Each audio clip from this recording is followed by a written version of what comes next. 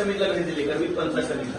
आणि यामध्ये एकूण 3 स्तर आहेत. स्थानिक स्वराज्य संस्था, जिल्हा परिषद, इथं आपण आलोय पंचायत समितीमध्ये आणि आपल्या गावामधली ग्रामपंचायत, अशी त्रिस्तरीय रचना या ठिकाणी आपल्याला पाहायला मिळते. यामध्ये आज आपण सन्माननीय सभापती महोदय, उपसभापती महोदय यांच्या दालनामध्ये आलेलो आहोत. इथून संपूर्ण तालुक्याचा प्रशासकीय जो कारभार आहे तो सगळा हातला जातो. म्हणजे वेगवेगळ्या प्रकारचे विभाग आहेत, त्याच्यामध्ये ग्रामपंचायत आहे, पशुसंवर्धन आहे, आरोग्य आहे, दुग्ध व्यवसायाचा असेल, अशा प्रकारचे जवळपास 23 पेक्षा जास्त विभाग आहेत, ज्यांचा सर्वांचं नेतृत्व करण्याची संधी सन्माननीय सभापती महोदय आणि उपसभापती महोदय यांच्याकडे आहे.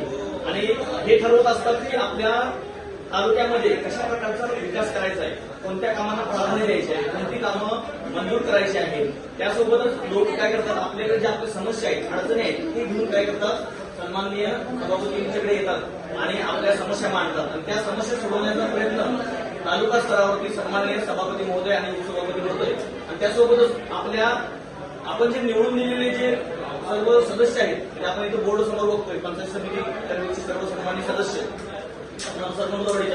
आपले गुजगावचे सदस्य सन्मान्य सदस्य इथं आहेत. तसे प्रत्येक काय केलेले प्रभागामधून सदस्य निवडून दिलेले आहेत आणि ते सर्वजण इथे येऊन काय करतायत, तर तालुक्यात संपूर्ण प्रशासकीय कारभार जो आहे तो चालवण्याचं काम करतायत.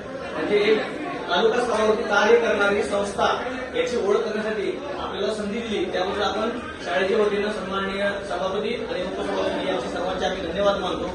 आणि मुलांच्या सोबत आम्हाला